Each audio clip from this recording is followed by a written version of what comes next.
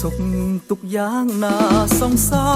រចាស់អើយបែកគ្នាយូរហើយឲ្យពេលអូនមានអ្នកថ្មី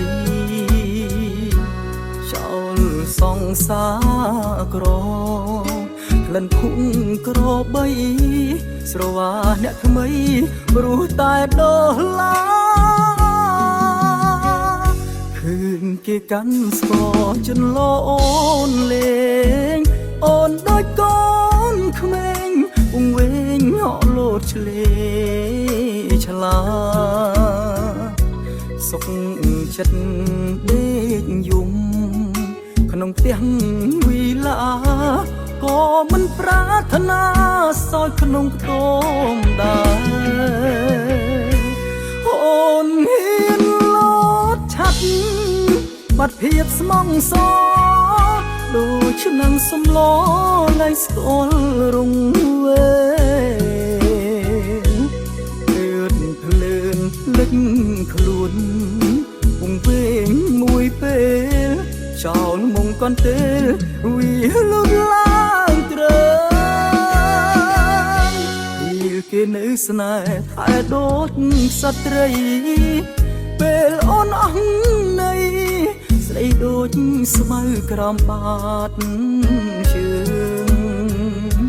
បើពុកអូនគេងដូចគេងលើកលើងវិលមកស្រុកយើងវិញណាអូនណា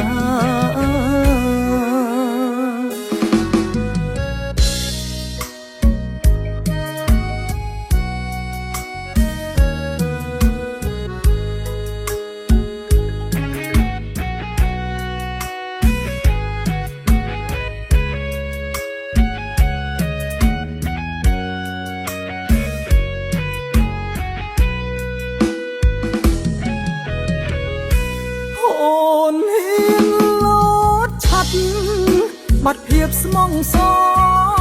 ដូចនឹងសំឡនៃស្គាល់រងវែងភ្លើនភ្លេចខ្លួនពងវែងមួយពេលចោលមុំកន្ទេលវាលូតឡើងត្រឹមពេលគេនៅស្នេហ៍ថែដូចសត្រីពេលអូនអស់នៃស្ដីដូចស្មៅក្រំបាតជើងបើពុកអូនគេងដូចគេងលើភ្លើងវិលមកស្រុកយើងវិញណាអូនណាបើពុកអូនគេងដូចគេងលើភ្លើងវិលមកស្រុកយើង